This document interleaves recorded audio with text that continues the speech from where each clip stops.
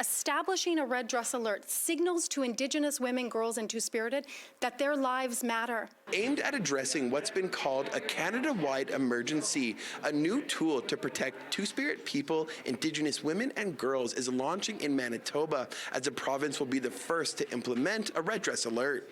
You know, Manitoba, as many folks know, is ground zero for MMIWG2S. Manitoba's Minister of Families and the minister responsible for women and gender equity, Nahani Fontaine, says the alert will be implemented through consultations with MMIWG2S plus families and community members, alongside other stakeholders, to ensure the alert is not only effective, but also takes into consideration instances where people are not wanting to be found or fleeing violence. Yes, we're ground zero, but also we have been taking a lead across the country in respect of solutions and the work that needs to be done collectively, all of us together, to tackle and dismantle the violence against Indigenous women, girls, and Two-Spirited. She says while the province is at the heart of the crisis, it's also in a good position to end it. The criteria used to trigger an alert is still being determined. Fontaine saying the province will be working with law enforcement alongside community stakeholders on the system.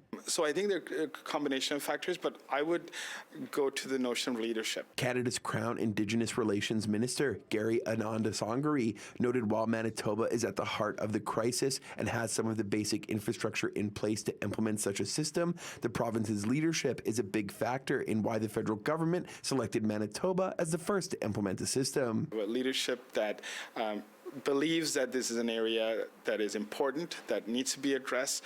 It's willing to be a partner with the federal government on this, and I believe that is the type of collaboration that's required for us to move forward on addressing this crisis. Minister Fontaine noted while it's likely the system will vary from province to province, she hopes Manitoba will be able to establish best practices as other jurisdictions are prepared to implement such a system. In Winnipeg, Modjeski, City News.